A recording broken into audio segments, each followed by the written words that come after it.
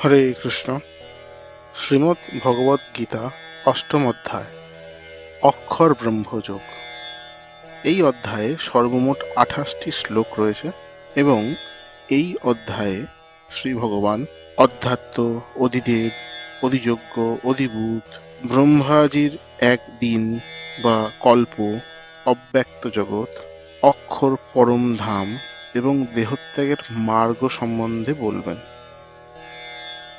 এখানে প্রথম দুইটি শ্লোকে শ্রী অর্জুন জিজ্ঞাসা করবেন যে ব্রহ্ম কি, অধ্যাত্ম কি, কর্ম কি, অধিযজ্ঞ কে, অধিভূত ও অধিদৈবই বা কাকে বলে, মৃত্যুকালে জিতেন্দ্রীয় ব্যক্তিরা কিভাবে শ্রীকৃষ্ণকে জানতে পারেন।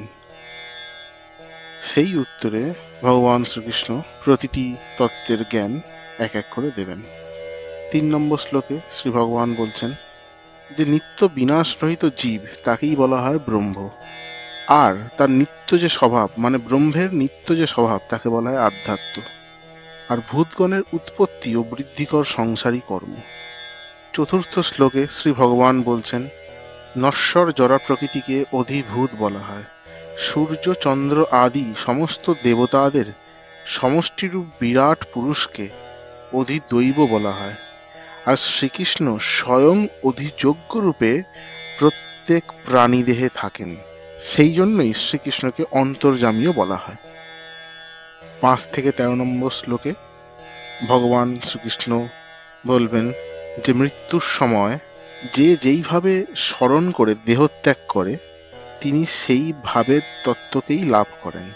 মৃত্যুর সময় তার মানে যদি পরমেশ্বর শ্রীকৃষ্ণকে স্মরণ করে দেহত্যাগ করা যায় তাহলে তৎক্ষণাৎ শ্রী ভগবানের ভাবই প্রাপ্ত হওয়া যাবে। মৃত্যুকালে তার মানে কেউ যদি বিষয় সম্পত্তি সম্বন্ধে চিন্তা করে তাহলে তাকে পুনরায় জন্ম নিতে হয় এবং বিষয় সম্পত্তি ভোগ, সেটা সুখভোগও হতে পারে, দুঃখভোগ হতে পারে, সেই বিষয় সম্পত্তি ভোগ করতে হয়। আর যদি মৃত্যুকালে শ্রীকৃষ্ণকে স্মরণ করা যায় তাহলে শ্রী ভগবানের ভাব, তার মানে পরম ধাম চিন্ময় ধামে যাওয়া যেতে পারে।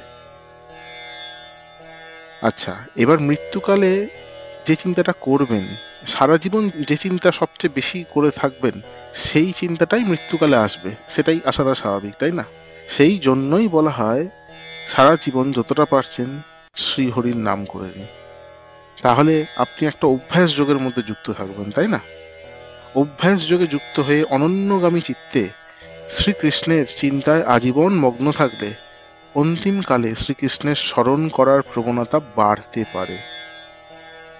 সর্বজ্ঞ সনাতন নিয়ন্তা, সূক্ষ্ম থেকে সূক্ষ্মতর সকলের বিধাতা, জড়বুদ্ধির অতীত, অচিন্ত ও পুরুষ রূপে অক্ষর পরমেশ্বর ভগবানের ধ্যান করা উচিত।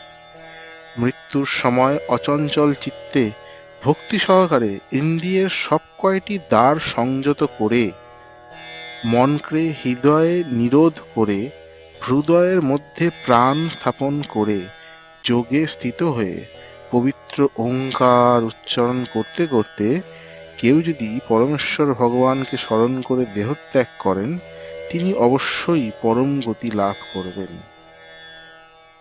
তো 5 থেকে 13 নম্বর শ্লোকের মর্মার্থ এইটাই যে মৃত্যুর সময় পরমেশ্বর ভগবানকে স্মরণ করো।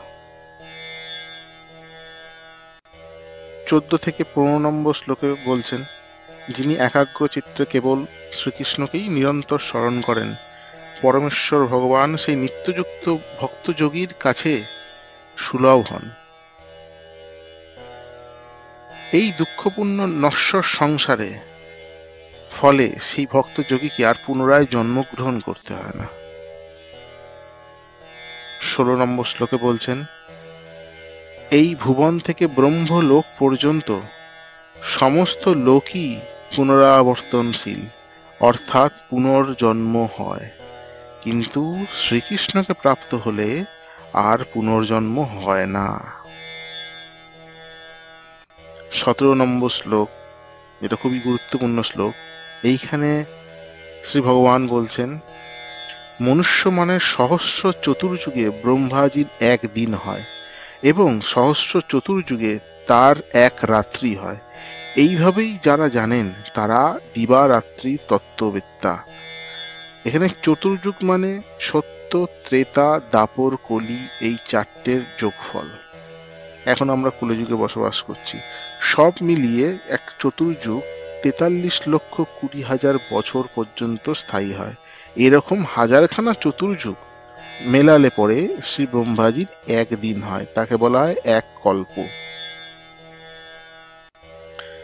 18 এবং 19 নম্বর শ্লোকে শ্রী ভগবান বলছেন, অব্যক্ত জগতে ভূতসমূহ অব্যক্ত রূপে থাকে। দুই রকম অব্যক্ত হয়, একটি চিন্ময় আর একটি নশ্বর। ব্রহ্মাজির দিনের সমাগমে সমস্ত জীব অব্যক্ত থেকে অভিব্যক্ত হয় এবং ব্রহ্মাজির রাত্রির আগমনে তা পুনরায় নশ্বর অব্যক্তে লয় প্রাপ্ত হয়। শ্রী ব্রহ্মাজির জীবনকালের প্রতিটি দিনের সূচনায় এটি হতে থাকে। 20 এবং 22 নম্বর শ্লোকে চিন্ময় অব্যক্ত জগৎ সম্পর্কে শ্রী ভগবান আমাদেরকে বলবেন। এই চিন্ময় অব্যক্ত জগৎ হচ্ছে নিত্য, সমস্ত ভূতসমূহ বিনষ্ট হলেও তাও বিনষ্ট হয় না। এই অব্যক্তকে অক্ষর বলা হয়, তাই সমস্ত জীবের পরম গতি। কেউ যখন সেখানে যায় তখন তাকে আর এই জগতে ফিরে আসতে হয় না। এটি হচ্ছে ভগবান শ্রীকৃষ্ণের পরম ধাম। তিনি যদিও তার ধামে নিত্য বিরাজমান, তবু সর্বব্যাপ্ত এবং সবকিছু তার মধ্যেই অবস্থিত। আচ্ছা, এই চিন্ময় অব্যক্ত জগতে গেলে পরে আর জন্ম মৃত্যুর চক্রে পড়তে হয় না। 23 থেকে 27 নম্বর শ্লোকে শ্রীকৃষ্ণ দেহত্যাগের যে দুটি মার্গ রয়েছে সেই সম্বন্ধে বলবেন। দেহত্যাগের দুইটি মার্গ আছে, একটি শুক্ল, অপরটি কৃষ্ণ। শুক্ল মার্গে দেহত্যাগ করলে তাকে আর ফিরে আসতে হয় না, কিন্তু কৃষ্ণ মার্গে দেহত্যাগ করলে ফিরে আসতে হয়। ধূম, রাত্রি, কৃষ্ণপক্ষ অথবা দক্ষিণায়নের 6 মাস কালে দেহত্যাগ করে যোগী চন্দ্রলোকে গমন পূর্বক সুখভোগ করার পর পুনরায় মর্ত্যলোকে প্রত্যাবর্তন করেন। ব্রহ্মবিদ পুরুষগণ অগ্নি, জ্যোতি, শুভদিন, শুক্লপক্ষে ও 6 মাস উত্তরায়ণকালে দেহত্যাগ করলে পরে ব্রহ্ম লাভ করেন। 28 নম্বর শ্লোকে শ্রী ভগবান বলছেন, ভক্তিযোগে যুক্ত যোগী কোনো ফলেই বঞ্চিত হন না। বেদপাঠ, যজ্ঞ অনুষ্ঠান, তপস্যা, দান আদি যত প্রকার জ্ঞান ও কর্ম আছে তার যে ফল তা ভক্তিযোগের দ্বারা লাভ করা সম্ভব। হরে কৃষ্ণ।